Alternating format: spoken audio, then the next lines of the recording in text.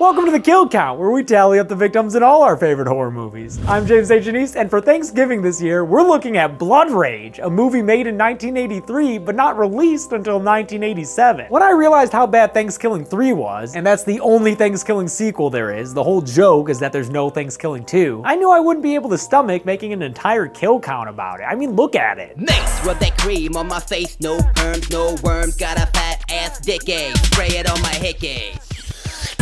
So I set off to find another Thanksgiving-themed horror movie, and down from the heavens came Blood Rage, which is a batshit insane B-movie slasher that instantly became one of my favorite sleazy horror movies. Blood Rage is about a pair of twin brothers, one of whom frames the other for a murder when they're kids. 10 years later, the innocent brother escapes a mental institution to return home on Thanksgiving night, so he can confront the real killer, his twin brother. Actor Mark Soper plays both of the twin brothers, and honestly, dude, to his credit, they feel like very different characters. So good work, Mark. Blood Rage is a standard slasher that's heavy on the gore and like uranium heavy on the sex, but it's also got a real charm to it because of how bizarrely written and acted it is, with a particularly standout performance from Louise Lasser of Mary Hartman as the beleaguered, wine-chugging single mom of the burdensome twins. I had an amazing time watching this, so let's have an amazing time counting the kills.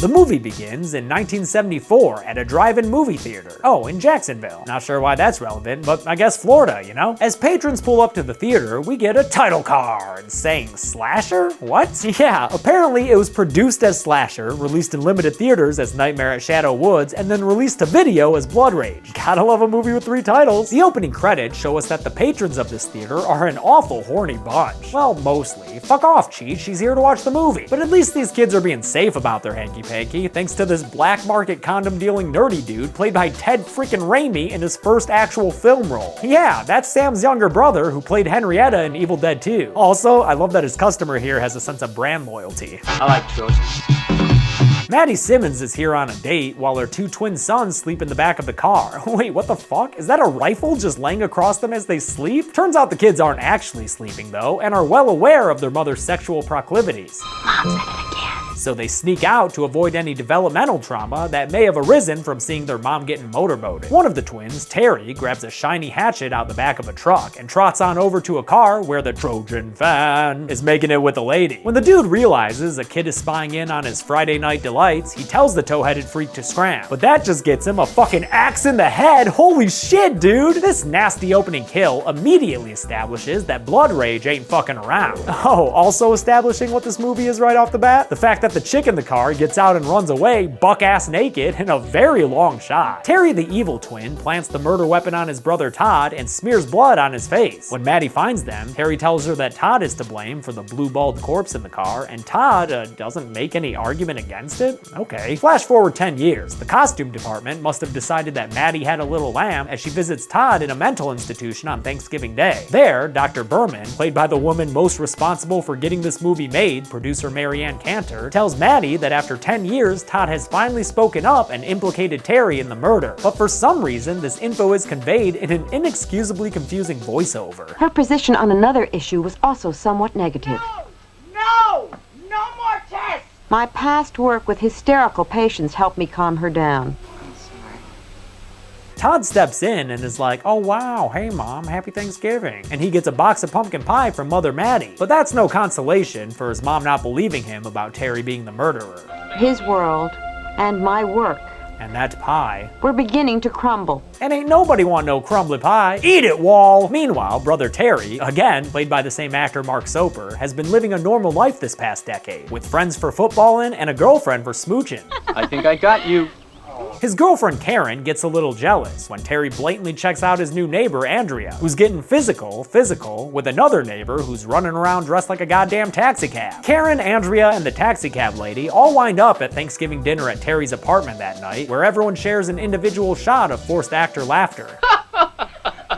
Maddie takes Thanksgiving dinner as an opportunity to announce that she and her boyfriend Brad are getting married, and Terry don't like that by the looks of it, no matter how much his milquetoast speech says otherwise. Here's to the new family. Oh my god, you know what that reminds me of?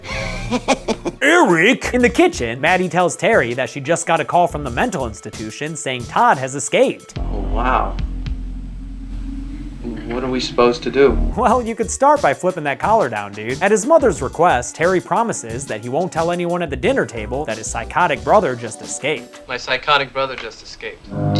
Damn, Terry, couldn't even keep your word till Black Friday? After dinner, Terry's busy preening himself when the doorbell rings. Waiting for him on the porch is a sleeveless dude with a gun who accosts Terry thinking it's Todd. He's with Dr. Berman from the medical institution, who tells Terry not to worry, it's just a tranquilizer gun. What's that gun? I just said it's a tranquilizer gun. Listen, please. Brad talks to Dr. Berman and that dude Jackie, since I guess Brad's also the manager of this apartment complex. Then Brad heads back to his office where he listens to Radio Jesus and cracks open an old-fashioned beer. The Chosen beer. He also takes out a gun from his desk and idly plays around with it. Great idea while you drink, dude. Terry taps on his office door wall with a machete, and after entering, doesn't waste a second cutting off Brad's hand. Oh, my beer! Oh man, I don't know what's better, the spurting arm or the detached hand's fingers twitching on that beer can. Either way, Brad is killed, even though it's not until later that we see his full corpse sitting in a Tuesday afternoon boredom position. Jackie the dude bro from the mental institution is out looking for Todd among the back patios when he takes a break to smoke a doob on some stranger's patio furniture. Terry approaches him, and after Jackie says he can't believe how much these twin brothers look alike, which like Dedoy, Terry stabs Jackie through the stomach with the machete. It's quick and painful and puts Jackie down fast, and Terry doesn't even quit chiefing that J while he does it. Give a guy a toke and this is what you get in return? Bummer. Terry walks off and heads towards the woods where Dr. B is Blair witching about looking for Todd. She doesn't like it. I don't like this, Todd. Eventually, Terry comes across her with his machete And charges at her in a blurry first-person attack that apparently leaves her cut in half but still alive? What? Oh man! And fun fact, remember when I said Dr. Berman was played by producer Marianne Cantor? That's only because the original actress didn't show up to set the day shooting began. This movie's a beautiful mess. As Todd arrives at the Shadow Woods apartment complex wearing a striped shirt, Terry examines the stains on his own striped shirt. It's not cranberry sauce. Thankfully though, he showers and changes, so we won't have two twins played by the same actor wearing similar shirts. That'd be fucking annoying. He goes over to visit Andrea while she's babysitting at another apartment, and after making herself a drink of vodka and tomato juice, she reminds Terry what her college major is. I told you.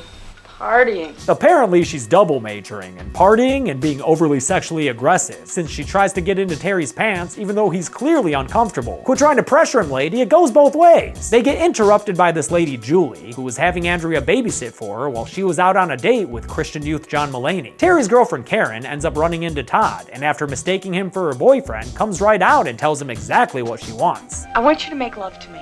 Todd then admits who he is, which freaks Karen out, and says that he too is sexually inexperienced. I've never kissed a girl before. Oh yeah? Well, you really ought to try it sometime. I gotta go. Bye. Haha, that girl be gone. She runs out to the parking lot where two dudes from the football and friend group pull up, Greg and Artie. After she tells them that Terry's crazy twin brother is around, they see Terry and Andrea leaving Julie's apartment and rush over to tell them the bad news. Did you see him for real or are you goofing on me? Oh, she ain't goofing on you, Scary Terry. He goes off to look for Todd, leaving everyone else behind so a poorly blocked Andrea can invite them all to her place. Let's go back to my place. My mom's gone for the night. I got plenty of stuff. How about it? How about what? I can't even see you. This whole time, Maddie's been having her own Thanksgiving night adventures, eating leftovers on the floor out of focus, and trying real hard to multitask. Sometimes succeeding, like when she's dialing a phone number while pouring wine, and other times failing miserably, like when she's vacuuming and drinking wine. Terry comes home and tells his mom that Todd has been spotted at Shadow Woods. She asks him to go get Brad, not knowing that her boo is dead, but always looking out for her son's climatic comfort. Please put on a sweater. It's cold outside. The blue one. Todd finds Dr. Berman's body in the woods, and just like all the king's horses and all the king's men, fails to put her back together again. At least he's able to loot the corpse for a gun, I guess. What, Dr. B was packing? Alright, sure. Florida, you know? Meanwhile, Julie's with her date Bill, who's played by the special effects artist responsible for all these awesomely gory kills, Ed French. He would go on to do makeup for stuff like Terminator 2, so yeah, dude's the real deal. Right now, though, the two of them are trying to choose what to drink from an array of the world's most disgusting alcohols. Coconut liqueur. I never had a coconut liqueur. Julie goes to, quote, slip into something more comfortable and tell her crying baby about her ultimate plans with Bill. Mama's gonna get you a rich daddy. But don't count your chickens too soon, Julie, because Bill answers the doorbell ring to find Terry on the stoop, and after Julie comes out in her new seductive outfit, she opens the front door to find Bill's decapitated head on the porch. He could have all the money in the world, Julie, but he won't be a good dad for your baby without a good head on his shoulders. Those reactions she's making? Fuck yeah, blood rage. She goes to get a coat out of the closet, only for Terry to come out of nowhere and help her get her arm in that other sleeve. We cut away from them after that, but I'll wait till we see a body to put Julie on the count. Todd breaks into his mom's apartment and finds her passed out in the hallway from all that wine and turkey. He puts her to bed, and in her holiday drunken state, she mistakes him for his brother and says, "Mama wanna kiss goodnight." Alright, Mom, sure, as long as it's not weird or anything. Oh, no, see, that's weird. That's a weird mother-son kiss right there. What the fuck is going on here? Maddie doesn't stay in bed for long though, opting instead to hop on the phone for a ridiculous sequence that the movie cuts back to like 3 or 4 different times. I guess she's trying to reach Brad at his office, but she ends up trying to have a heart-to-heart with the operator. My son just escaped from his school. Well, actually, he ran away. Actually, it's a mental institution. The heart-to-heart doesn't work. What? What number do I want? Yeah, Maddie, the operator's just trying to do their job. They don't want to hear about your familial issues on Thanksgiving. The best part might be later when she gets the wrong number. Hello? Oh my God, I don't believe it. Thank God you're there. Wait a minute, ma'am. Are you sure you got the right number? This is 473-7896. I'm sorry. No, I'm sorry. I must No problem. have the wrong number. By this point, Andrea and Greg have moved on from making out in her apartment to making out at the pool. Oh, I'm sorry, did I say making out? I meant fucking on the diving board? What? What the fuck are you even doing anymore, Blood Rage? You stop that. Yeah, you stop that. They do, after Terry slashes both of them to death with his machete. And later on, we see their nude bodies piled on top of each other in the sauna, in complete defiance of the sign on the sauna door. Terry catches back up with Artie and Karen, and the boys wrestle around like they're the best of friends. Artie leaves to find Greg and Andrea to warn them about Crazy Todd running around, only to find Crazy Todd waiting for him in the backseat of his car. Todd tells Artie that he's not the crazy one, Terry is. But he doesn't make a great argument for himself when he pulls a gun on Artie and forces him over to Terry's apartment. There, Terry answers the door and finds Todd pointing the gun at him. But since Todd's not the evil twin, he runs away instead of pulling the trigger. Terry and Artie chase Todd into the woods and discover a bag full of Terry's murder weapons. And what's that red stuff all over the machete? That isn't cranberry sauce, Artie. That is not cranberry sauce. No, it is not. Nor is it cranberry sauce coming out of Artie's neck after Terry stabs him with that carving fork. Oh, damn. Man, that not cranberry sauce thing is so hilarious. No wonder they wanted to use it again there. It's not cranberry sauce, Artie. It's not cranberry sauce. Okay, now you're overdoing it though. Karen finds Terry and asks about the machete, but he explains it away in an all of a sudden Seinfeld sounding voice. It's Todd's. He's gone totally out of his mind. Killing people all over the complex. What's the deal with evil twins? And with only 20 minutes left in the movie, it's the perfect time for Terry to reveal to our final girl that he's the evil twin after all. Karen?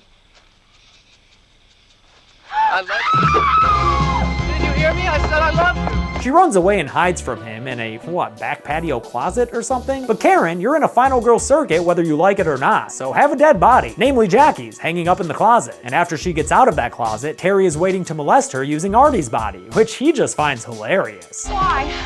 Why are you doing this? I love how she just seems annoyed by him. I would be too though. Terry sucks, even when he is casting cool shadows against the wall. Karen winds up breaking into Julie's apartment, where she finds her abandoned baby crying in the crib. Exploring the apartment further, she also finds Julie dead in a chair, with Terry pulling his machete out of her chest. No idea how Terry beat her there, or when he up and killed Julie, but it's nice to finally be able to put her on the count, you know? Karen runs away and finds herself stuck between neurotic, freaked out Todd and scary, confident killer Terry, who stare each other down in ISO shots, since again, same actor playing them. In one of the few artistic shots of this movie, Terry and his bloody machete find Karen hiding behind a dresser, but she's able to hit him with the phone, dick, then grab Julie's orphaned baby and flee the building. As she runs away, with Terry Saturday night strutting after her, Maddie takes a break from her phone combos with strangers to discover a few things. First, Terry's bloody shirt in the trash, and then the bloody corpse of her fiancé Brad in his office. She takes the gun that Brad had in his desk and makes a promise to her lover's corpse. I'm gonna make everything all right. Karen and the baby wind up in the pool room, and when Terry follows her in there, Karen once again reacts to his presence with more annoyance than anything else. Oh, God. She goes to the locker room and hides the baby underneath the sink, Jamie Lloyd style, before Terry jumps out and slashes her shoulder. That sends her running back into the pool room, where a fake Shemp Todd stands there pointing a gun at Terry after he follows Karen out of the locker room. The two characters take turns being played by Mark Soper in their various reverse shots until they wind up in the pool having a brotherly bout of drown the other twin. After Terry claims victory and climbs out on the other end of the pool, Mama Maddie walks in, still wearing her bathrobe, and raises that gun at her son. She fires, hitting him in the chest at first, with her second shot finding a home in his head. Then she just keeps firing. Damn, she really wants to put him down. And she does. Terry falls into the pool and bleeds out / drowns to death. Unless maybe someone just spilled cranberry sauce into the pool. Hey, is that cranberry sauce? It's not cranberry sauce. Oh, okay, just checking. Maddie comforts her still living son with caresses and words of love as Karen retrieves the baby from that Drano cabinet. Christ, it looks like Maddie and her son are about to make out. Don't you think so, Karen? Oh, God, you're such a good boy. You're such a good boy. You're the bestest. You're the bestest. I mean, what's a good horror movie without a major edible complex, right? But turns out Maddie's got the hots for the wrong twin. Just us, Terry. Yeah, son, she thinks she shot and killed Todd and was looking forward to a life with her favorite son, Terry. I got some bad news for you, Maddie. I'm Todd. I'm Todd. We get the best, most appropriately batshit ending to this movie when both mother and son start screaming that they're Todd.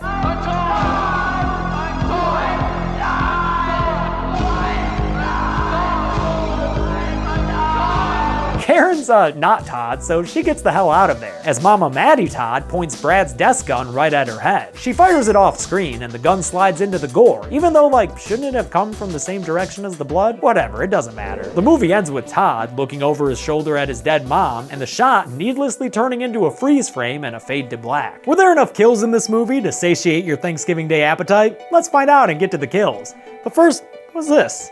What's this right here? That is cranberry sauce, Artie. That is cranberry sauce.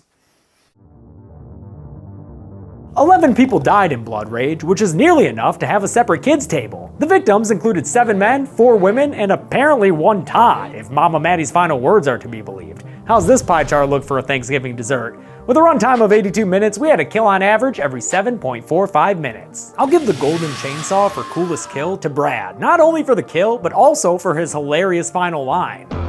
Well, look what the cat brought in. You've got the stumpy blood spurt, the severed can-crushing hand. It's all so great. Doll machete for lamest kill will go to Greg, who got slashed and fell into a pool. Did he drown? Did Terry fish him back out to kill him for good? All we can say with certainty is that he died naked. And that's it. Blood Rage was filmed in 1983, but not released until '87, when the slasher subgenre was already on the decline. It's a lesser-known horror movie, but I highly recommend it for an insane and gory good time. Tomorrow we'll finish up the Evil Dead series, but until then, I'm James A. Janice. This has been The Kill Count. Thanks a lot for watching this Thanksgiving Kill Count. I want to thank a couple of patrons like Simeon Trombitas and Brian Salcido. I also want to keep thanking patrons who have been with me for over a year. People like Jeff Heerding, Craig Joftis, Jacob Rodriguez, and longtime fan Rachel Billingsley. Thanksgiving weekend was officially my first weekend doing YouTube full time. For everyone who's been there since then and who have found me since, thank you so much for watching the channel. You are all what I'm truly thankful for. All right, happy Thanksgiving. Be good people.